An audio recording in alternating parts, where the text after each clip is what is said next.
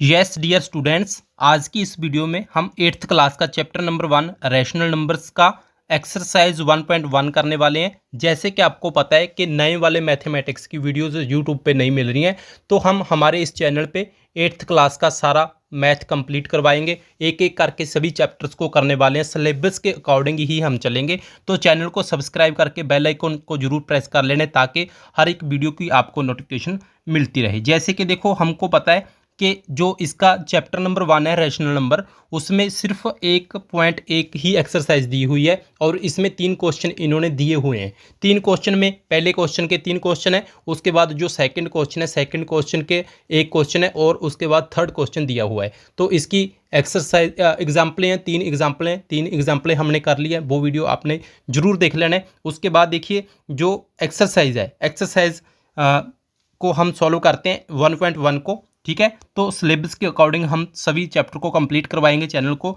Subscribe जरूर कर लेना है। फर्स्ट जो क्वेश्चन है, देखो, name the property under multiplication. ठीक है, अंडर मल्टीप्लिकेशन आना था, multiplication used in each of the following. देखिए, जो नीचे हमें क्वेश्चन दिए हुए हैं, ठीक है, उनके बीच कौन सी वाली प्रॉपर्टी यूज हो रही है ये बताना है। जैसे कि हमें क्वेश्चन नंबर 1 ये दिया हुआ है, ठीक है, इसके बीच कौन सी प्रॉपर्टी यूज हो रही है मल्टीप्लिकेशन वाली, तो ये बताना है। देखो, मान लो ये हमें क्वेश्चन दिया हुआ है, ठीक है, हम कलर को कर लेते हैं चेंज इसमें।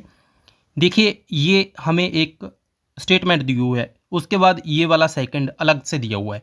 ठीक है, इन दोनों को देखो 1 से मल्टीप्लाई किया, इसको 1 से मल्टीप्लाई किया, ठीक है, और इसको 1 से मल्टीप्लाई किया, दोनों को 1 से मल्टीप्लाई किया, तो ये वाला हमें आंसर आ रहा है। मतलब कि 1 से मल्टीप्लाई करने के बाद भी वही संख्या रह रही है, ये बता रहे हैं। तो ये कौन सी प्रॉपर्टी, मल्टीप्लिकेशन वाली कौन सी प्रॉपर्टी के अकॉर्डिंग चल रहा है, तो ये बताना है। सिर्फ और सिर्फ प्रॉपर्टीज़ का नेम बताना है। देखिए, हम आपको ये बताने चाहते हैं कि मान लो किसी भी नंबर को, ये देखो, ये हमारे पास एक नंबर है, इसको हमने 1 से मल्टीप्लाई कर दिया, ठीक है, और उसके बाद हमने वही दोनों नंबर एक साथ रखे।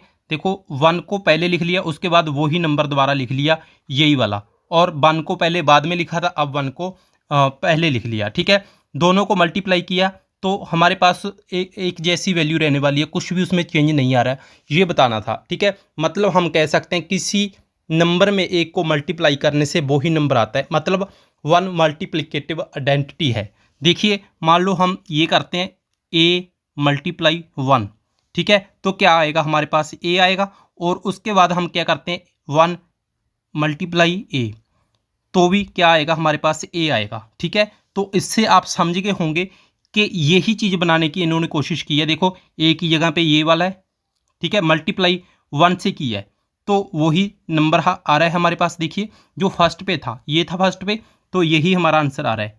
तो देखो, आप इस चीज़ को समझ रहे होंगे, मतलब कि हम 1 को, देखो, a मल्टीप्लाई 1 लिखो या फिर इसको 1 मल्टीप्लाई a लिखो, 1 को पहले लिखो या बाद में लिखो, उसका कुछ भी फर्क नहीं पड़ता, ये बता रहे हैं वो। ठीक है, देखिए, इसमें क्या है, माइनस 4y5 है, ठीक है, इसको 1 से मल्टीप्लाई किया, उसके बाद 1 मल्टीप्लाई आगे लिख लिया, उसके बाद माइनस 4y5 ये लिख लिया, तो ये हमारा वही आंसर आ रहा है। ठीक है, तो इसका आंसर क्या होगा, देखो, हमें ये वाली प्रॉपर्टी बता रही है। मान लो आपको हम क्वेश्चन भी करके दिखा देते हैं। देखो, 1, देखो, हम यहाँ पे लिख लेते हैं 2, ठीक है, मल्टीप्लाई 1। जैसे कि देखो, इन्होंने पहले कोई नंबर लिखा, उसके बाद 1 लिखा, तो हमने क्या किया, पहले नंबर लिख लिया, उसके बाद 1 लिख लिया, तो हमारे पास क्या आ गया, 2 आ गया। उसके बाद हमने क्या किया, पहले 1 लिख लिया, उसके बाद 2 लिख लिया, 1 को पहले लिख लिया हमने, ठीक है, तब भी क्या होगा, हमारे पास 2 ही आंसर आएगा।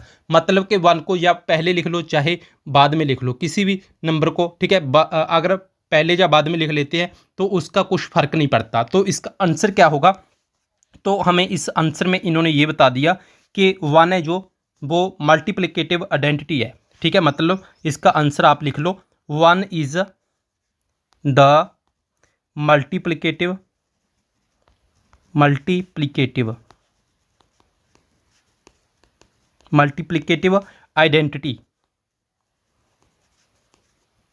आइडेंटिटी है। ठीक है, ये वाला हमारा इसका आंसर हो जाएगा। उसके बाद हम अगले क्वेश्चन पे चलते हैं। पहले का दूसरा क्वेश्चन है, क्वेश्चन नंबर 1 का 2 पार्ट है जो उसमें हम चल रहे हैं। देखो, इसमें बता रहे हैं कि पहले जो मेन क्वेश्चन था उसके बीच क्या पूछा था इन्होंने कि ये प्रॉपर्टीज़ हैं जो किस मल्टीप्लिकेशन के लिए यूज़ की जाती हैं, कौन सी प्रॉपर्टी के अकॉर्डिंग हम इसको बता रहे हैं कि ये वाला सेम होगा। देखिए हमें ये वाली एक स्टेटमेंट दी हुई है, ठीक है, उसके बाद हमें दे दिया ये वाला इतना सा, ठीक है, तो ये दोनों बराबर हैं, देखो इक्वल हैं, इसके बीच में इक्वल का साइन इन्होंने डाल दिया। तो इसका मतलब ये बोल रहे हैं, देखो यहाँ पे क्या है 13/7 है, ठीक है, इसमें 13/7 है जो पहले डाला है, उसके बाद जो नेक्स्ट वाला है उसमें बाद में डाला है। इसमें देखो माइनस 2/7 है, इसमें माइनस 2/7 पहले बाद में है, और जो दूसरे वाला लिखा उसमें पहले लिख दिया, मतलब कि इन दोनों को उल्टा के लिख दिया इन्होंने, ठीक है, मतलब कि उल्टा करके लिख दिया इन दोनों को। तो देखिए मान लो जैसे कि हमने पिछले क्वेश्चन में किया है उसी तरह से ये भी काम करेगा। देखो मान लो हम पहले आपको एक प्लस का दिखा देते हैं। देखो मान लो a + b कर लिया हमने, ठीक है, a + b कर लो या फिर b + a कर लो, दोनों सेम रहने वाले हैं। इसी तरह से मल्टीप्लाई में भी होगा। तो देखिए हम प्लस में करके दिखाते हैं आपको एक बार, 1 + 2, देखो 1 और 2 को दोनों को जब हमने प्लस किया तो हमारे पास क्या आएगा, 2 आएगा ना। इसी तरह से जब 2 + 1 किया, 3 आएगा ना इसका, तो हमारे पास 3 आ गया। तो इसी तरह से हम जब इसको करेंगे 2 + 1 तो भी हमारे पास 3 आएगा। तो देखिए मान लो इन नंबरों को आगे और पीछे लिखने से कुछ फर्क नहीं पड़ा, ठीक है, तो ये पहले जैसा ही काम कर रहे हैं। इसी तरह से हम मल्टीप्लाई में भी कर सकते हैं इसको। अब हम आपको मल्टीप्लाई में यही करके दिखाते हैं। देखो मान लो हम a × b कर लेते हैं और इसी तरह से b × a कर लेते हैं, तो ये दोनों सेम रहने वाले हैं। देखिए हम करके दिखाते हैं आपको। मान लो हमने लिख लिया 2 × 3, तो क्या आ गया हमारे पास, 6 आ गया। इसी तरह से हम इसको उल्टा करके लिख लेते हैं, 3 को आगे लिख लिया और 2 को पीछे लिख लिया, ठीक है, तो 3 × 2 क्या होगा हमारे पास, तब भी 6 ही रहेगा। तो इसी तरह से इन्होंने ये किया हुआ है।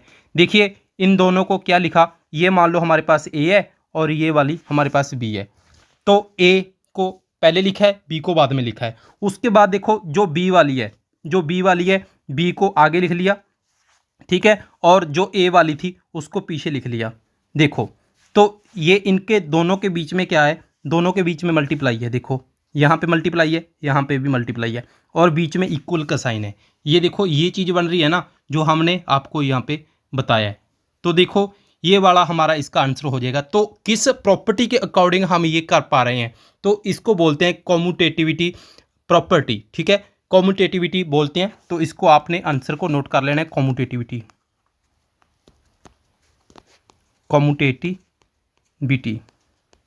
तो ये आपका इसका आंसर हो जाएगा। इस प्रॉपर्टी के अकॉर्डिंग हम ये कर पा रहे हैं कि इनको दोनों को चेंज करके लिख रहे हैं, ठीक है। उसके बाद फर्स्ट क्वेश्चन के थर्ड पार्ट में चल रहे हैं हम, पहले का ही थर्ड क्वेश्चन आ गया हमारे पास। तो देखो ये हमें लिख के बता दिया इन्होंने, 2 नंबर दिए हुए हैं, दोनों की मल्टीप्लाई की तो हमारे पास 1 आंसर आ रहा है, ये बोल रहे हैं। तो देखो हमने इसके बीच क्या किया कि 1 आंसर आ जाए। तो ये किस चीज़ को दिखा रहा है, ये बोल रहे हैं। देखो मान लो हमें एक नंबर दिया, उसी नंबर को उल्टा करके लिख दिया इन्होंने, तो उनको दोनों को काटने के बाद हमारे पास एक आंसर आ गया। देखो -19 था, इसको काट दिया, इन दोनों को काट दिया, इन दोनों को काट के हमारे पास 1 रह गया, 1 और 1 की मल्टीप्लाई की तो हमारे पास क्या होगा, 1 × 1 = 1 आ गया ना। तो देखो ये बोल रहे हैं कि किसी भी नंबर को अगर हम उल्टा करके लिख दें, उसके साथ मल्टीप्लाई कर दें उसको उल्टा करके, तो क्या होगा, तो 1 आएगा। तो ये क्या बोल रहे हैं कि कौन सी प्रॉपर्टी के अकॉर्डिंग हम ये कर पा रहे हैं। मान लो हमने क्या लिखा, ए लिख दिया, ए को मान लो हमने इसका आंसर बनाना चाहिए तो हमें किससे मल्टीप्लाई करनी पड़ेगी, इसकी मल्टीप्लाई करनी पड़ेगी इसी नंबर से। बस इसको क्या करना है, उल्टा करके लिख दो, नीचे लिख दो इसको, ताकि हमें काटना आसान हो जाए। देखो इसको हम ऐसे काट पा रहे हैं, तो हमारे पास ये काट के 1 और 1 आ रहा था, इनको मल्टीप्लाई किया तो 1 हमारा आंसर आ पा रहा था। तो आपने क्या करना होगा, किसी भी नंबर को, ठीक है, अगर आप लिख रहे हो तो उसको सामने उसकी मल्टीप्लाई कर देना है, उसको उल्टा करके, तो हमारा एक आंसर आ जाएगा। मतलब कि ये किस प्रॉपर्टी के अकॉर्डिंग हो रहा है, ठीक है, तो ये हो रहा है मल्टीप्लिकेटिव इनवर्स के, ठीक है। मान लो हमारे पास a/b था, ठीक है, तो इसका आंसर हमारे पास 1 आना चाहिए। तो हमें क्या करना पड़ेगा, इसी को पलटा के लिख देना होगा। तो पलटा के उल्टा के लिखने के लिए ऐसा होगा ना, ए से ए कट जाएगी, बी से बी कट जाएगी। तो इसी तरह से इन्होंने ये किया है। यहाँ पे 19 था, 19 को नीचे लिख दिया। तो यहाँ पे 29 था, 29 को यहाँ पे लिख दिया। और इन दोनों के साथ माइनस थी, ठीक है, ऊपर वाले के साथ माइनस थी, तो इसके साथ भी इन्होंने माइनस लिख दिया। जैसे कि हम आपको एक और एग्जाम्पल के साथ दिखा देते हैं। मान लो हमारे पास 2 था, ठीक है, तो हमें इसका आंसर 1 लेके आना है। तो इसको किस नंबर से मल्टीप्लाई करना पड़ेगा, इसको हमने उसी नंबर से मल्टीप्लाई करना है, बस इसको नीचे लिखना होगा बस, ठीक है। तो इस तरीके से हम इसको सॉल्व कर सकते हैं। ये वाला हमारा इसका आंसर हो जाएगा, ठीक है जी। उसके बाद देखो हम आपको बता देते हैं कि किस प्रॉपर्टी के अकॉर्डिंग हम इसको कर पा रहे हैं। देखो ये होगा मल्टीप्लिकेटिव इनवर्स, मल्टीप्लिकेटिव इनवर्स। ये हमारा इस क्वेश्चन का आंसर होने वाला है, ठीक है। तो हम उसके बाद नेक्स्ट क्वेश्चन पे चलते हैं। क्वेश्चन नंबर 2 आ गया हमारे पास। Tell what property allows you to compute. देखो कौन सी प्रॉपर्टी बोल रही है कि हम इन दोनों को ऐसे लिख सकते हैं। देखिए हमारे पास क्या है, 1/3 है, 1/3 लिख दिया। 1/3 को मल्टीप्लाई कर दिया हमने इस बड़े नंबर से, जॉइंट नंबर से, और इसको 1/3 को 6 से मल्टीप्लाई करके एक अलग से नंबर से हमने मल्टीप्लाई कर दिया। तो ये हमने लिख दिया एज, मतलब कि इसका मतलब है कि इसको ऐसे लिख सकते हैं, दोनों इक्वल हैं, इन दोनों में कुछ भी फर्क नहीं है। मतलब कि हम इस वाली प्रॉपर्टी को, इस वाली स्टेटमेंट को इस तरह से लिख सकते हैं। ये बोल रहे हैं कि कौन सी प्रॉपर्टी हमें इस चीज़ को अलाउ करती है कि हम इसको ऐसे लिख सकते हैं। देखिए हमारे पास मान लो ये वाला जो नंबर दिया हुआ है 1/3, ये हमारे पास मान लो ए है, ठीक है। ये वाला है जो, ये वी है, और ये वाला सी है, ठीक है। तो हमने क्या किया, इनके देखो बीच में मल्टीप्लाई है ना, तो हमने सभी के बीच में मल्टीप्लाई डाल दी, ठीक है। तो उसके बाद क्या किया, ये वाला था जो, ठीक है, ये वाला ऐसे ही पड़ा है, इसके साथ मल्टीप्लाई है, तो हमने ऐसे ही इसको लिख लिया। और उसके बाद क्या है, ये बी और सी दोनों ब्रैकेट में है, तो बी और सी को ब्रैकेट में डाल दिया। उसके बाद देखो ये 1/3 क्या था हमारे पास, 1/3 ए था ना, ए था 1/3, तो ए को ऐसे ही लिख लिया। उसके बाद मल्टीप्लाई है, मल्टीप्लाई लिख लो। तो देखो जो 6 था वो हमारे पास बी था ना, जो 6 था वो बी था, तो हमने बी लिख लिया। उसके बाद फिर मल्टीप्लाई है, उसके बाद जो 4/3 है वो 6 सी है ना हमारे पास, तो इसको सी हमने लिख लिया। तो अब क्या है, बी और सी, सॉरी ए और बी है जो, वो ब्रैकेट में है और सी अलग है। तो देखो हमारे पास ये एक प्रॉपर्टी बन रही है, ये एसोसिएशन बन रही है दो नंबरों की। देखो यहाँ पे ए अकेला था और बी और सी ने एक एसोसिएशन बना ली, ठीक है। इसी तरह से ए और बी ने एसोसिएशन बना ली और सी को अकेला छोड़ दिया, ठीक है। तो हमारे पास एक प्रॉपर्टी बन रही है, आपने इसको याद रख लेना है। देखिए हमारे पास ये बन रहा है। तो मान लो हम क्या करते हैं, एक नंबर को आपको इसमें सॉल्व करके दिखा देते हैं। मान लो हमारे पास ए 1 है, 1 × 2 × 3 हमारे पास ये है, ठीक है। ए की वैल्यू 1 है, 2 बी है, सी 3 है। मान लो हमारे पास ये है, ठीक है। और क्या है, देखो इसके बीच में ये ब्रैकेट में है। उसके बाद 1 2 3 ये भी मल्टीप्लाई में है, इधर भी, ठीक है। अब क्या है, अब ए और बी के साथ ब्रैकेट है, ठीक है। हमने इसको ऐसे लिख लिया। अब क्या करो, पहले इन दोनों का मल्टीप्लाई करो। तो इन दोनों का हमारे पास मल्टीप्लाई 6 आ गया, 2 × 3 6 × 1। तो अब क्या करना होगा, हमें इन दोनों का मल्टीप्लाई करना होगा। पहले ब्रैकेट वाले क्या करते हैं, तो 2 हमारे पास 2 1s 2 आ गया, उसके बाद 3 आ गया, ठीक है। तो 6 1 6, तो इसका हमारा 6 आंसर आ गया। और 2 × 3 करेंगे तो भी हमारा आंसर 6 आएगा। इसका आंसर भी 6 आ रहा है, इसका भी 6 आ रहा है। तो देखिए इस चीज़ का तो कोई फर्क नहीं पड़ा कि हमने पहले एसोसिएशन बना ली ए और बी की, या फिर और बी और सी की, या मतलब कि इस चीज़ का कोई फर्क नहीं पड़ा, हमारा आंसर दोनों का एक ही आ रहा है, ठीक है। तो इस एसोसिएशन का कुछ भी फर्क नहीं पड़ेगा। हम चाहें तो मान लो हमारे पास देखिए ऐसे 3 नंबर दिए हुए हैं, ये वाले, मान लो हमने इन पे ब्रैकेट नहीं लिखा। देखिए ये हमारे पास 3 नंबर दिए हुए हैं, ये वाले। हम चाहें तो इन दोनों को पहले मल्टीप्लाई कर सकते हैं, और हम चाहें तो इन दोनों को मल्टीप्लाई कर सकते हैं। ठीक है, हम किसी तरह से भी सॉल्व कर सकते हैं, इसका कुछ भी फर्क नहीं पड़ता। तो ये हमें कौन सी प्रॉपर्टी कह रही है, ये हमें कह रही है एसोसिएटिविटी। ठीक है, इसको आपने नोट कर लेना, एसोसिएटिविटी, एसोसिएटिविटी,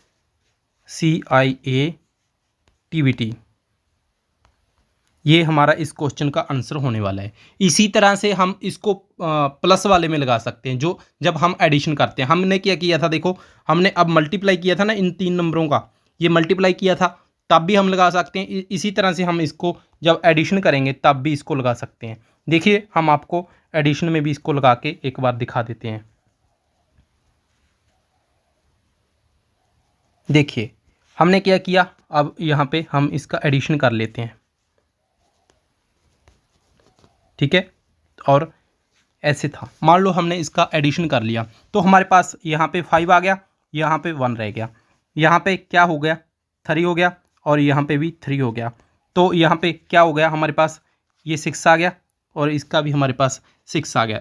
तो हम चाहें तो एडिशन में भी लगा सकते हैं इसको, और हम चाहें तो इसको अपना सब्ट्रैक्शन में, सॉरी मल्टीप्लिकेशन में भी लगा सकते हैं। ठीक है, और किसी में चाहे काम ना करे, लेकिन इन दोनों के लिए ये प्रॉपर्टी बनी है। उसके बाद हम थर्ड क्वेश्चन पे चलते हैं। क्वेश्चन नंबर 3 है, the product of 2 rational numbers. अगर हम 2 रैशनल नंबर्स की, 2 रैशनल नंबर्स की मल्टीप्लाई कर देते हैं तो वो क्या होगा, तो वो क्या होगा ये पूछ रहे हैं। देखो हम आपको 2 रैशनल नंबर्स की मल्टीप्लाई करके दिखा देते हैं। 2 रैशनल नंबर कौन से होते हैं, 2 रैशनल नंबर होते हैं PYQ। मान लो ऐसे, यानी कि 1/2 लिखा हुआ है हमारे पास।